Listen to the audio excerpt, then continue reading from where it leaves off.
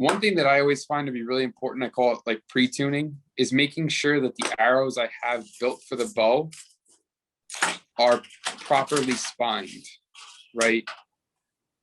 So, because if my spine of my arrow isn't correct, I might be fighting it when I get to the point I'm paper tuning or I'm bare shaft tuning.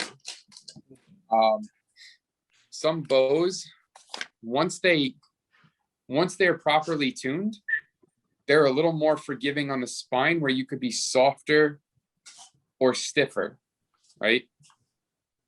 What I use, I'm going to switch over. I have a little software that I use over here.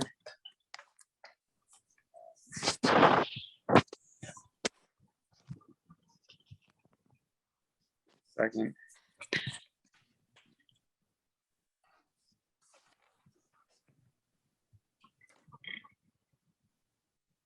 You guys see that laptop screen? Yeah. Okay. So this is a program I use. You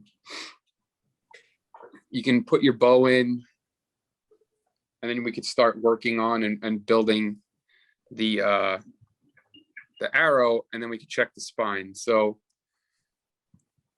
I know it's not particularly on here, but we have a Matthews, right?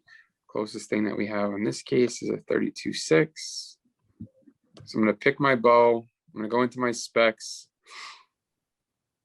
It's a 31.5. Let's go to 31.5.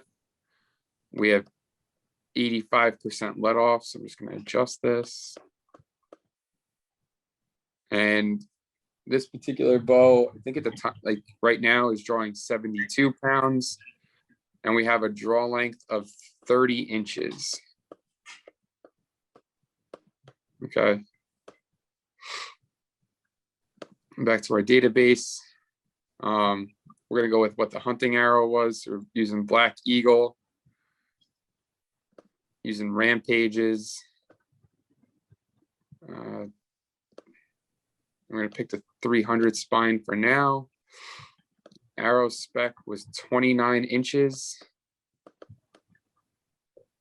and 100 grain point. And we used, you were using bonings. So we have a boning, and then which veins are those? These are the X veins. X veins. X vein 2.0, right? So we apply the fletch on our arrow specs. We went with 4 fletch, 6 grains a piece. We have and we're going to use a nocturnal knock. This is the X knock. So we apply that. Then I can go to spine match. Okay. This is the earlier. So they have 50 grains, not 58. Can you guys see that little bar up here? Weak and strong. Yep. Yeah.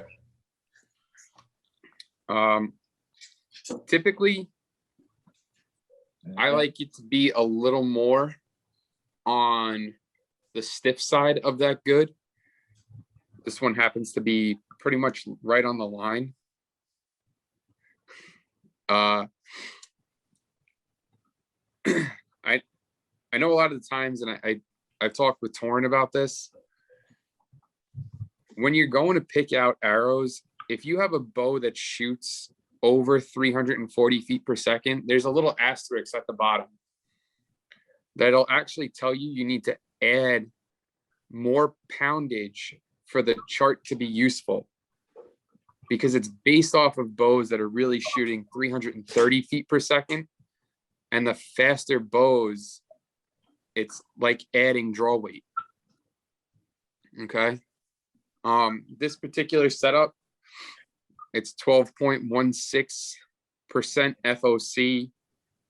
Feet per second should be right around 304 given the IBO.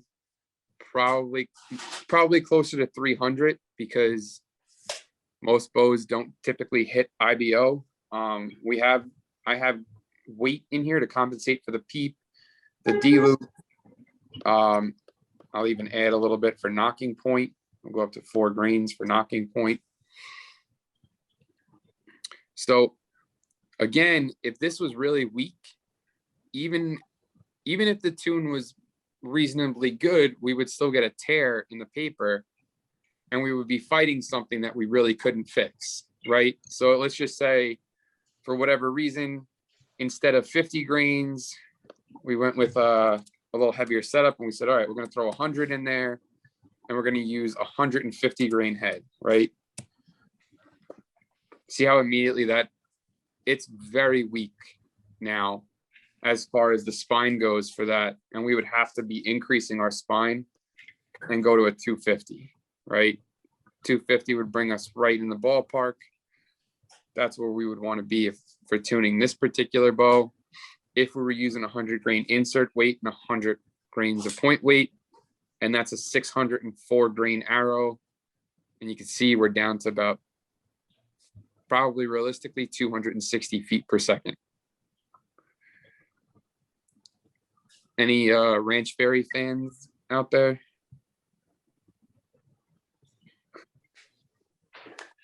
I've seen some of his stuff, but not a diehard. Don't keep up with him. This would be closer to like a Ranch Fairy build, right? Probably still a little heavy. This is 600 grains. This is a high pound. This is a full 70-pound bow. This is a 30-inch draw length. It's easy to get the weight up there pretty quick. I just wanted to kind of point out that for every 3 grains that you add to your arrow, you're taking away 1 foot per second, right? So if you add, let's say you were going to build a 500 grain arrow and you're going to build a 599 grain arrow, you're looking at taking 33 feet per second off, right? I'm all for FOC. I'm not an FOC crazy person. Like, I'm not going to tell you to build something with 25% FOC, because I think like on this particular arrow, if we were to try to get there, this would be like an 800 grain arrow going about 230 feet per second. So unless the deer start wearing armor, I don't think you need to get through it. You know, I don't know how many, probably one of the hardest animals I would say in North America is if you were hunting boar in Michigan, and that would be something that you'd be building a real heavy arrow for. But otherwise, deer, moose, elk, bear, they're relatively soft targets. Even your normal hog, 500 grains, 12% FOC, it's going to get you through. At that point, you really be just looking at maybe changing the type of head you were using and going back from a massive mechanical to maybe something more on a cut on contact. You guys have any questions about arrows, spine, FOC? No, I'm good, but I'm assuming that program's too sophisticated to be free, huh? It's not too expensive. I think it's like $30, $40. Oh hell, I'm gonna have to get that then. And the only thing is, I will tell you that they've decided to stop updating it. So anything that's a bow after 2018 won't be on here. Okay. But you can go in, you could put whatever you want. I tend to build different profiles for different bows, and then I can just import them. Okay. Some things that I definitely feel like, aside from that I would want to cover here. just because it comes up a lot when guys are thinking about the speed. So now we're back to pretty much where we were. This is a 512 grain arrow with the 250 spine. Again, we're going down to 300 spine. So we're at and 50 grain insert. So we're at 446 grains. So this is a bow that is technically shooting above what IBO is measured at. So when you get those IBO speeds when you buy a bow,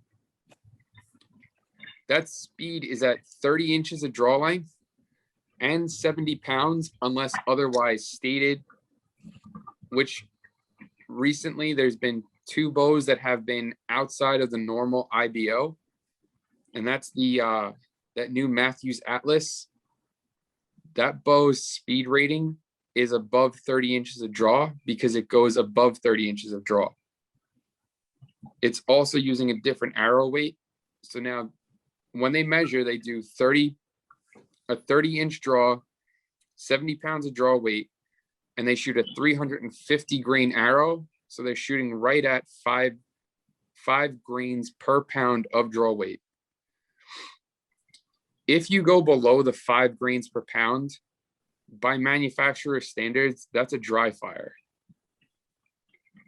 So not that your hunting arrows are going to be in there, but if you're doing a target build, if you get below the 5 grains per pound, it's a dry fire on the bow. You're putting more stress on those cams and those limbs, and you risk doing damage. And if you do, and they find out that it's a light enough arrow, there's going to be no warranties. So one of the things I thought I'd go over here is like, this is 72 pounds of draw weight. For each pound that you go down, you're going down about 2 feet per second, right? So if I'm shooting a bow that maxes out at 65 pounds, I'm comparing it to the IBO speed, I would have to, I'd have to shoot a lighter arrow to get there. Or if I shoot a 350 grain arrow, just know that you're shooting 10 feet per second slower because it's it's going to be 5 pounds lighter, 2 feet per second per pound, roughly. And you're going to wind up with 10 feet per second slower. For the draw length, we're looking again, I'll go back to 70 here. We're looking at 298 feet per second. If I cut it down to 29 inches, I lose between, and this is being a little more favorable, it's down to 290 feet per second. It's between 8 and 11 feet per second, depending on the bow. Some are very efficient with losing draw length, others are not. It also depends on where you are on the cam, right? So, again, bows are made to be their most efficient and most functional at the longest on the draw length. So the maximum distance the cam's going to turn and stop, and also the limbs maxed out. That's why the switch weight system for Matthews has been so big, is because it lets you change, it lets you keep the same limbs and keep the limbs at maximum efficiency, but change the weight by where it's positioned on the module. Does that make you guys good with that?